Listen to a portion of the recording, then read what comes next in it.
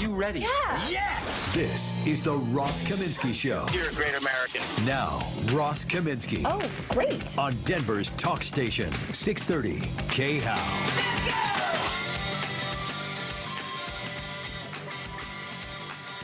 Good morning. It's Wednesday. I'm Ross. I didn't sleep much last night. I've been a bit of a brain fog today, but we'll get through it all. Oh, my gosh. I believe, according to producer and DJ Shannon, we're up on YouTube. If you go to youtube.com and just type in Ross Kaminsky, you should find it. I suppose, unlike Donald Trump's situation, it was reported yesterday that YouTube is blocking Donald Trump from being able to upload new video to his account. I haven't gone to verify whether that's true, but it wouldn't surprise me if it is, given the way things are going right now. Sometimes, actually all the time, I have some plan as to what I'm going to talk about to start the show, and usually at different sections of the show I have it sort of planned out. Every once in a while you come in and you see something in the news or online somewhere that just makes me want to talk about something else at least for a minute, and such is the case this morning. I just turned on my K-How iHeart text thing. You know, when you text me at 57739, and it shows up in this app where I log in and I can see the stuff, and I can see the texts that go to other hosts that are on K-How as well. And there's a text from yesterday evening from a listener to my K-How colleague Dan Kaplis. And this kind of struck me, and I think it's important to try to at least begin. I know we're going to go through, another week at least of turmoil heading into the inauguration and all that, and there's going to be an impeachment vote today, probably during the show. And there's all this chaos going on, but we'll get through this week too, and then we're going to have to kind of take stock of what the State of the Union is, right? What's the state? It's the state of this country. And this one short text to Dan really kind of struck me because the end of it was not what I expected, even though reading it again, I understand that this person, and I don't know who it is, represents a lot of Americans. Here's what it says. Dan, after many long years with the GOP, I'm ready to ditch them. And then I thought he would say something like, for all this chaos or for, I don't know what. But he said, I'm ready to ditch them for abandoning the president. And, I note that this tweet was yesterday afternoon. So this happened after this person must know about President Trump's call to the Secretary of State of Georgia, which would have been even bigger news if what happened after that hadn't happened, and namely the riot at the Capitol, which some people argue President Trump incited. I think you can read his speech as sort of straddling the line between incitement or not, and depending on what your biases are, you'll find one way or the other.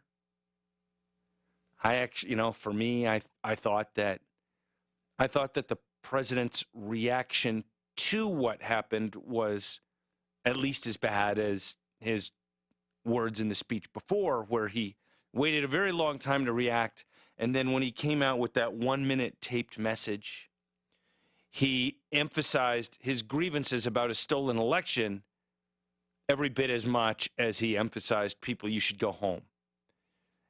Anyway, I'm not looking to debate the pros and cons of President Trump this morning, but rather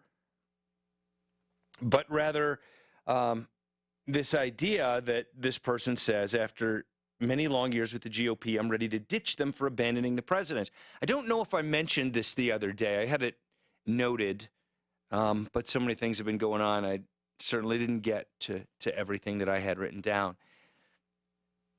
Polling has been pretty consistent for at least a couple of years now that among Trump voters, which obviously includes a majority of the Republican Party, there was, I don't know that there is, but there was marginally more loyalty to President Trump, the man, than to the Republican Party. And I get it in the sense that the Republican Party has let a lot of people down in a lot of ways for a long time. It's part of the reason that I left the Republican Party and became unaffiliated many years ago. I don't remember exactly what year it was. It's a long time ago. So I sort of get that. But part of it comes back for me to this thing we talked about a little bit a couple days ago with Tom Cranowiter, this idea of hero worship of a president, idolizing a politician. And I don't like that stuff. I don't like cults of personality. I didn't like it when they did it with Barack Obama. I don't like it when they do it with Donald Trump. These are just people, and more often than not, they are probably not as good in terms of just quality of human being as any random person you might pick out of the phone book or anybody in your circle of friends. So I'm just, nothing to do with Trump. I'm just not down with hero worship of politicians. And I have to say, it's probably every bit as much a statement about how the GOP has damaged its own brand for years and years and years that you could get to a position where more people would have loyalty to one man than to the party that he leads. I don't know when the last time was that happened. I don't know. Actually, I should look it up when I have time. I don't know whether there was ever a similar poll about Barack Obama and the Democrats. Right? I don't know whether there was ever a poll done whether Obama voters were more loyal to him or more loyal to the party. I don't know. But to me, this text represents something important, which is, and this ties into something I've been talking about on this show for probably 4 years, maybe more, including just a couple of days ago when we had a branding expert on the show. What exactly is the Republican Party right now? Or what will it be in a month? When President Trump is out of office, maybe or maybe not will be convicted by the Senate, will certainly be impeached by the House today, including yes votes from a handful of Republicans. That's not the same as conviction in the Senate. We don't know if or when Nancy Pelosi will send managers to the Senate, although she has named the people who will be managers, and that includes Eric Swalwell with the lowest form of life. Oh, my gosh. 2 Colorado House members will be impeachment managers, Diana DeGette and Joe Neguse. Diana DeGette from the 1st Congressional District, which is Denver and a tiny bit of some other non-Denver places, and Joe Neguse, the 2nd Congressional District, Boulder and whatever else that includes. I think it goes up to Fort Collins. It's been redrawn since, yeah. Anyway, 2 Colorado managers. That's interesting, too. And I continue to wonder, then, if the Republican Party is Humpty Dumpty, how does it get put back together again? One of the things that occurs to me is that the impeachment of President Trump that's going to happen today, and then particularly if Trump is convicted in the Senate, and again, we don't know for sure if a trial will happen. Some lawyers will argue that a Senate trial for impeachment of the president after the president is already out of office is unconstitutional. Judge Michael Luttig wrote a piece arguing that in, I think it was the Wall Street Journal or some major newspaper a day or two ago. And he's not the only big shot lawyer who has argued that, but there are big shot lawyers on the other side too, saying that it can happen. I don't know the answer. I have no idea what the answer is to whether it can. You're going to put a gun to my head and make me guess whether there can be a Senate trial after he leaves. I would guess that, yes, there can be. But let me continue with my main point. It'll take a 2/3 vote of the Senate to convict. The vice president doesn't vote in the Senate unless it's to break a tie. So, and there won't be a tie. So the question is, will they get 17 Republicans? They will clearly get every Democrat. Will they get 17 Republicans in the Senate to vote to convict Donald Trump? My guess is no. My guess is they get a single-digit number of Republicans and don't get particularly close to 17. If they did get 17, and if the president were convicted in the Senate, there would then be a second vote as to whether to bar Donald Trump from ever holding federal office again.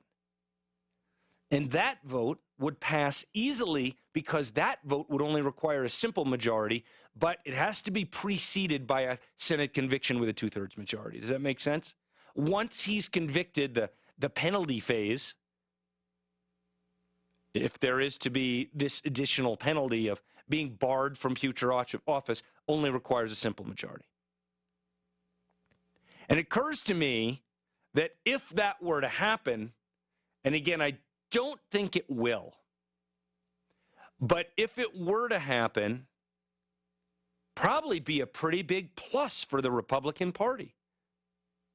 Sure, there will be lots of people who will be fairly close to Trump, and the president might be able to still have some fairly significant influence. A lot of people still love him and follow him, and if he's able to communicate with people in large numbers in some way, right, if he's able to get back on Twitter or Facebook or something, he could probably have influence, I would say enough influence in really close, for example, Republican primaries, that he could still potentially be a player, but it'll never be like it was, and in particular, it won't be as impactful, especially in midterms in 2 years, if everybody knows that he can't run for president again. It really weakens him a lot. And again, from a purely tactical perspective, nothing, again, about the pros and cons of Trump. Having Trump unable, disallowed, barred from running again would be a rather clarifying moment for the GOP, and it would allow other Republican candidates to have a much clearer path and a much more normal debate to have among themselves to figure out who would get the nomination. And I think it would likely increase the chances that a lot of folks who have said they are more loyal to Trump than to the GOP would end up supporting the Republican candidate, almost whoever that is. Thinking far ahead, despite the damage that has been done to President Trump's brand, he's still very popular among literally millions, maybe tens of millions of Americans. And it seems to me that the most likely Republican nominee will be someone who supported Trump, but not in the last few weeks, and sort of dodged all that.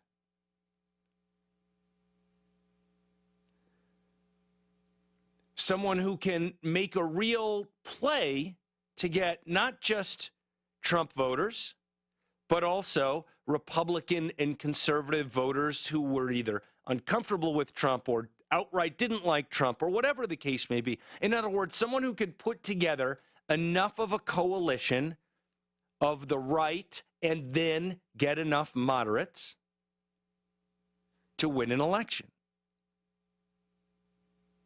And we still have a long, long time to go. But I will still say, for me, the name at the top of that list, and the person who at this moment I would see myself supporting, even though this is far in the future, is Nikki Haley.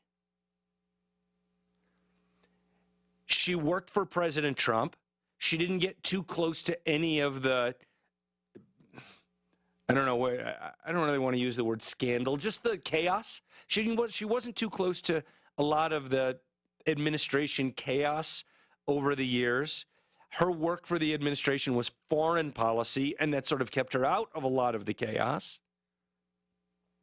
Then she left way before any of this stuff, and I haven't heard her name come up about, any of this recent stuff I haven't heard her name associated with it at all. So she dodged that, and she's a woman, and she's a minority.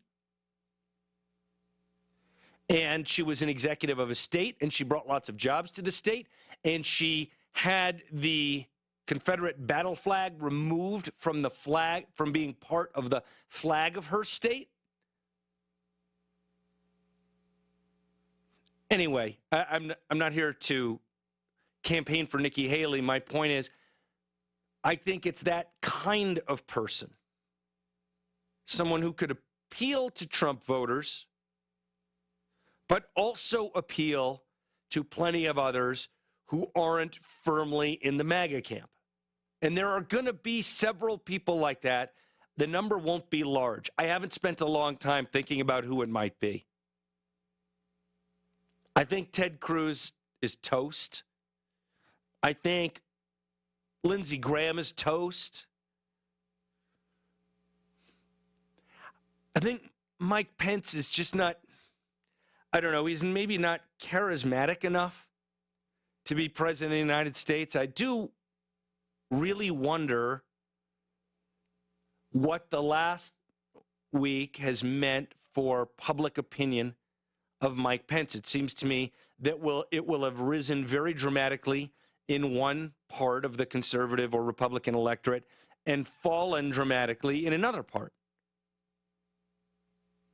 And I'll tell you what I want to do next when we come back. The Speaker of the House yesterday, the House held a vote yesterday calling on the Vice President to invoke the 25th Amendment and remove the President for incapacity to do his job. Mike Pence sent a letter to Nancy Pelosi. And I've got a copy of the letter here, and I'm going to share it with you right after this. Keep it here.